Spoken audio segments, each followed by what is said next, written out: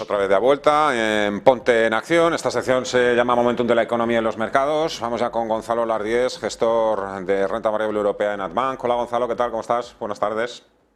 ¿Qué tal? Buenas tardes. Y saludamos también a Ismael García Puente, gestor y selector de fondos en Mafre Gestión Patrimonial. Hola Ismael, ¿qué tal? ¿Cómo estás? Muy bien, todo muy bien. Bueno, yo todavía no me he recuperado del susto de lo que acaba de contarnos la anterior analista Patricia García. No sé vosotros cómo veis esa jugada. Ella dice que ve perfectamente el Treasury americano en el entorno de 5,25, 5,5% este año y el bono alemán entre el 2,5 y el 3%. Vamos a empezar por aquí porque, insisto, todavía no me he recuperado. Ismael. Sí, bueno, a ver, habría que distinguir, ¿no? Si no he podido escucharlo, ¿no? Si se refería a los tipos de interés oficiales o a la cotización del propio bono a 10 años, ¿no? Bueno, el bono. El bono a 10 años, entonces sí que es una jugada, digamos, o una visión bastante diferente a lo que el mercado apunta, ¿no? Más que nada porque, bueno, ahora mismo con la situación de la curva invertida, lo que descuenta el mercado es que si esos tipos de interés oficiales llegan hasta esos niveles, el daño a la economía sería tan grande que el crecimiento se vendría abajo y los bancos centrales tendrían que recuperar rápidamente los recortes de tipos de interés, ¿no? Nosotros en Mafre Gestión Patrimonial siempre hemos dicho que no había que pelear esa posición de la FED de prever bajadas de tipos de interés en la segunda mitad del año. Por lo tanto, seguimos con una duración en las carteras bastante corta, sin asumir ese riesgo de tipos de interés por ahora, hasta que veamos una dirección clara, ¿no? En cuanto a la política monetaria y a los datos de crecimiento y de actividad y confianza de este año. Y hoy, el dato de hoy, que es un poco lo que todos estamos esperando, pues puede empezar a dirigir el camino, ¿no? Así la FED tendrá que subir aún más los tipos de interés, o por el contrario, ese fenómeno de desinflación o incluso de aterrizaje suave va cogiendo forma. Gonzalo. Bueno, es complicado. Realmente la inversión de la curva, que es algo que en Estados Unidos están bastante acostumbrados a convivir y porque llevan ahí prácticamente un año o algo así, en Europa es algo más reciente, pero sí que es verdad que esta curva ha estado invertida e incluso ha profundizado en esa inversión conforme los movimientos en la parte corta de la curva eran más pronunciados. Con lo cual, si en un entorno donde hemos dejado quizás atrás los peores datos de inflación, esa parte larga de la curva, ese 10 años americano que estará en torno al 3,70, pues más o menos ha convivido con esos niveles, tiene que suceder algo que esté totalmente fuera de guión para que ese 10 años, que en los peores momentos no ha superado ese 3,60, 3,80, pues lo haga en el futuro. Cualquier tipo de shock externo. Pero desde luego donde sí que es necesario anclar es la parte corta, que es un poco donde está el riesgo, donde está esa inversión de la curva, que es la que está cogiendo pendiente desde hace tiempo, y algo muy fuera del guión entiendo que tendría que suceder para que ese 10 años que ha convivido con unos datos de inflación altos, pues ahora se vaya a buscar rentabilidades superiores. Entiendo que ahora mismo, entonces, Gonzalo, es más fiable lo que nos dicen los bonos que lo que nos dicen las acciones mucho más optimista que los bonos. Parece que además se está perdiendo un poco esa correlación, ¿no? que nos persiguió durante todo el año 2022, o al menos eso dicen algunos analistas. Bueno, realmente lo que pesa en acciones también, y especialmente en Estados Unidos, es la parte de tecnología. Y si vamos a un S&P que está ya prácticamente rondando los 4.200 puntos, esos 4.200 puntos también es verdad que en marzo pues estábamos en pleno apogeo de la guerra en Ucrania y demás, pero era donde estaban el S&P en marzo del año pasado, con lo cual ha pasado prácticamente un año. Los tipos de interés han subido a una velocidad tremenda y el mercado está prácticamente en el mismo nivel. Y donde realmente hay que fijarse, yo creo que más, es en la prima de riesgo del mercado. La prima de riesgo es, digamos, la diferencia en la rentabilidad que se le atribuye a la renta variable y la rentabilidad que nos da el bono a largo plazo en Estados Unidos. Entonces, cotizando a 17 veces y media beneficios 2023, esa rentabilidad implícita que tendría la renta variable está en torno al 5,5%. Si un bono americano de 10 años está en torno al 3,70, esa prima de riesgo o esa diferencia es únicamente de 170 a 180 puntos básicos, un 1,70 a un 1,80. Es una prima de riesgo bastante baja teniendo en cuenta las circunstancias de potencial desaceleración o sí que es verdad de unos beneficios que en teoría pueden ir a la baja. La gran diferencia con Europa es que estamos pues, con el boom pues, en torno al 2,5 más o menos y estamos cotizando a 12 veces y media beneficios. Es una rentabilidad implícita de la renta variable de casi el 8%. Con lo cual la prima de riesgo que hay en Europa respecto a Estados Unidos es mucho más elevada. Es una diferencia de prácticamente 500 puntos básicos. Y en un entorno donde las valoraciones importan, es por eso quizás por lo que hay más apetito ahora mismo por el mercado europeo que por el americano, donde el peso de la tecnología y sectores growth es más importante. Ya que has citado también el mes de marzo, y no quiero con esto amargarle la fiesta absolutamente a nadie, y menos después de lo que has dicho, de ese mayor apetito por el riesgo por Europa frente a Estados Unidos, pero en marzo es cuando el Banco Central Europeo empieza a reducir también su balance. No sé si... Exactamente. Claro, ahí va a ser otra piedra de toque, ¿no? Porque es que se van a juntar subidas de tipos de interés con reducción del balance y, claro, ya los países más endeudados ahí les pueden temblar un poquito las piernas.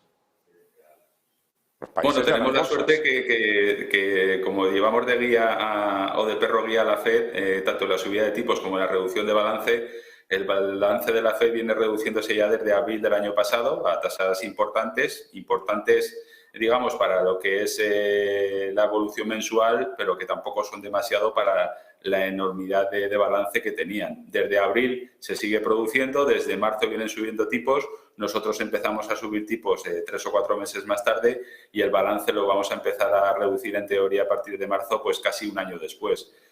No se ha roto nada a nivel financiero en Estados Unidos, con lo cual es de esperar que sigamos un poco esa dinámica. Pero sí que es verdad que es añadir algo más de tensión al funcionamiento de los mercados y habrá que estar atento pues que no suceda nada fuera del guión a partir de marzo.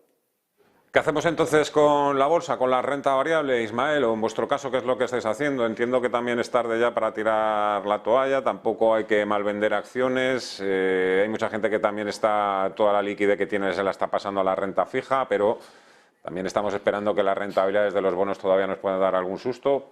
¿Qué hay que hacer con la bolsa? Pues nosotros lo que hemos estado haciendo recientemente ha sido aprovechando desde luego este rally y vista las perspectivas que hay de beneficios empresariales para el conjunto, para el resto del año y las valoraciones que han empezado a subir principalmente por una ampliación de los múltiplos, hemos estado plegando velas en cuanto a la renta variable. Hemos reducido algo de posición en las carteras, infraponderando, como digo, aprovechando este buen rally de inicio del año y llevándolo, digamos, o aprovechándonos de la inversión de las curvas. ¿Qué quiere decir esto? Que tenemos, digamos, más carry o más cupones en el 2 años que en el 10 años, con lo cual, digamos, estamos en un win, ¿no?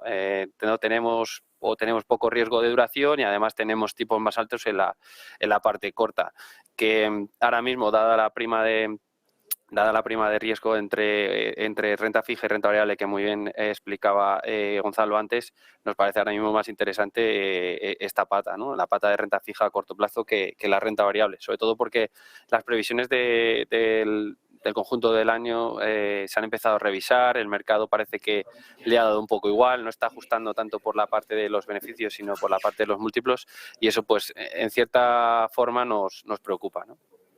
En tu caso, Gonzalo, ¿qué es lo que se va incorporando a una cartera como la tuya y a tu fondo? ¿Todo lo que se ha quedado más rezagado en el pasado, lo que tiene ahora mejor momentum? Lo que tiene ahora mejor momentum es precisamente aquello que quizás es más sensible al ciclo y donde, pues si las cosas se deterioran en próximos meses, pues son sectores por su componente cíclico, no a lo mejor por la calidad de las compañías o por los ratios a los que cotizan, pero sí que ese componente cíclico es más importante. Comentábamos la semana pasada que hay mucho ruido, el ruido al fin y al cabo es un concepto estadístico cuando los datos están influenciados por distintas variables que hace que pierdan consistencia.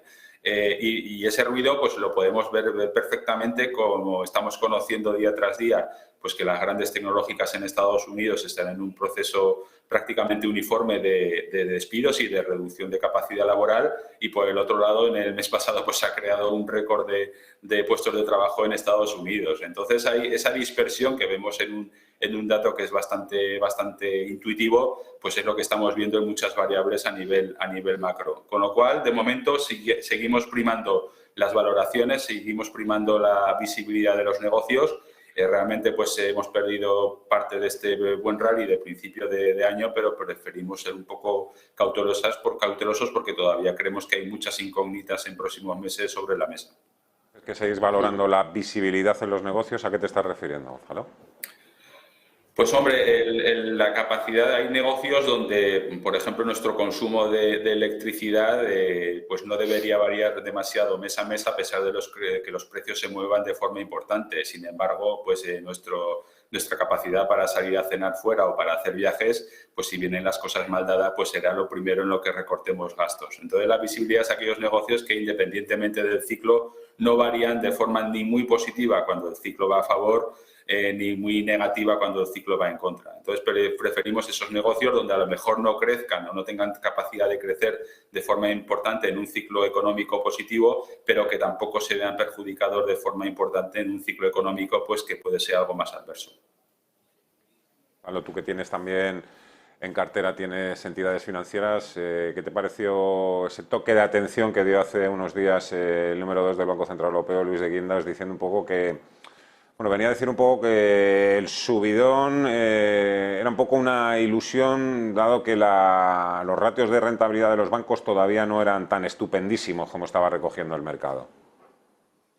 Bueno, tienen margen de mejora, pero son mucho mejor de lo que eran hace un año. Cuando, vamos, hace un año y pico, el Euribor estaba al menos 0,50, creo recordar, y ahora está al 3 y pico, a pesar de que quizás los ratios de rentabilidad tienen margen de mejora a medio plazo, pero la situación de las entidades es bastante distinta. Desde el punto de vista de capital, pues aquello está también olvidado de la crisis financiera, el negocio empieza a ser rentable y son bastante más eficientes, con lo cual, a pesar de que quizás el mercado ha descontado de una forma importante esa mejoría, pero sí que es verdad que desde luego la realidad ahora mismo de las entidades es muchísimo mejor, especialmente en banca retail a la que había hace un año o no demasiado tiempo. Luis de Guindos que aseguraba, no esperaba, aseguraba que los bancos españoles empezarían a subir la remuneración a los ahorradores más conservadores, los depósitos. ¿Vosotros qué tenéis en vuestra casa? En este caso, Ismael, un poco el inversor conservador que se acerca hasta vuestras oficinas, un poco pensando, bueno, los bancos pues todavía no me dan los depósitos, las letras todavía no me termino de fiar, asumo todavía muchos riesgos, invierto en bolsa, un poco para todo ese perfil de cliente que hay. Pues la verdad que ahora con los tipos de interés positivos, todo lo que es también producto, digamos, ligado a seguros, empieza a tener sentido, ¿no? Prácticamente todo lo que era la componente financiera de seguros de vida, renta vitalicias, etcétera, todo eso ha estado muerto durante casi una década, y bien que lo hemos sentido en las cuentas de resultados de las compañías financieras, y ahí pues empiezan con estos tipos de interés, digamos que el margen de negocio y de rentabilidad para el cliente empieza a tener, digamos, un sentido positivo para ambas partes, ¿no?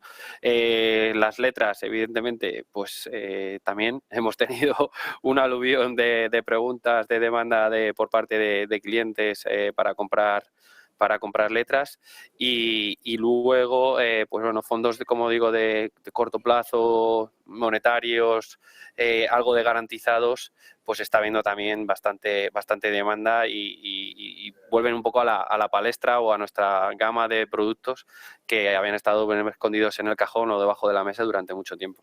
Por entrar en el mercado de bonos a través de un fondo de inversión que comprar bonos directamente al Banco de España o a un broker. ¿Vale? Nosotros siempre decimos que sí, evidentemente. Antes, es verdad que el cliente es soberano y puede decidir, ¿no? Pero antes de que comprar una letra al, no sé, 2,70%, con comisiones tanto de compra como de venta, comisiones de custodia, etcétera, pues comprar un fondo de renta fija a corto plazo europeo con un coste o una comisión de gestión del 0,4-0,5%. Y además tienes pues una gestión profesional, más de un bono en cartera, es decir, tienes un fondo con mucho más diversificado, con mucho más líneas, y al final incluso hay fondos de corto plazo que tienen tires por encima de las letras españolas, con lo cual entendemos un poco el razonamiento de muchos clientes del furor de decir, bueno, sé que no va a pasar nada y en 12 meses la letra me va a pagar este 2,70, pero nos parece mucho mejor opción desde un punto de vista de diversificación, costes, TIR, etcétera, entrar en un fondo de renta fija europea a corto plazo. Un último palo por el que me gustaría preguntarte, Gonzalo, el tema del petróleo. Rusia contraataca, anuncia que recorta la producción un 5%, China está reabriendo su economía, hay mayor optimismo económico en Occidente y el precio sigue ahí clavado en el entorno de los $85 el Brent. ¿Qué pasa ahí? Pues algo bastante parecido a lo que comentábamos antes con todo el tema de ruidos estadísticos y la situación real. Entonces hay variables que están sumando un poco en dirección contraria, todo lo que sea tensiones geopolíticas, a lo mejor la reapertura de China debería de empujar los precios hacia arriba, pero todo lo que sea desaceleración económica y demás, pues un poco hace de fuerza hacia el otro lado. Al final, todo eso pues hay que formar un precio diario. Sí que es verdad que no ha sido para tanto el shock que ha habido en energía si vemos un poco la foto en conjunto de lo que ha sucedido en el último año y pico, salvo el gas en Europa, que ha caído de forma muy fuerte. Todavía está por encima de los niveles de hace un año y pico, pero el gas en Estados Unidos, la caída ha sido muy importante, se asemeja a los precios que hemos visto en la última década. Y realmente pues serán las fuerzas del mercado las que vayan marcando pues el devenir de los precios. Toda esa posibilidad de crisis energética pues hizo reforzar las reservas estratégicas. Al final esas reservas hay que rotarlas y todo eso pues incide en la formación de precios. En general, pues como os hemos comentado antes también con algunos negocios, una visibilidad bastante reducida. Lo que pensábamos que iba a ser una crisis energética en este invierno en Europa, pues al final ha quedado en algo bastante light y realmente pues la visibilidad, lo que comentábamos antes, hay tantas variables que influyen en el mercado y con distinta intensidad y en distinta dirección que es complicado tener una foto de cuál puede ser la evolución de muchos precios en el medio plazo y entre ellos pues la energía pues es uno de ellos. Hoy, precisamente, también el precio del petróleo, todos los inversores en materias primas también estarán muy atentos a ese dato de inflación en Estados Unidos porque, bueno, si se acerca a esa tasa general del 6,2, incluso al 6%, eso presionará a la baja al dólar y estirará o tirará, impulsará los precios de las materias primas, incluido el petróleo. Gonzalo Lardies, Adbank, Ismael García Puente, Mapfre Gestión Patrimonial, un placer como siempre, muchas gracias a los dos, cuidaros, os mando un fuerte abrazo, hasta la próxima. Igualmente, saludos.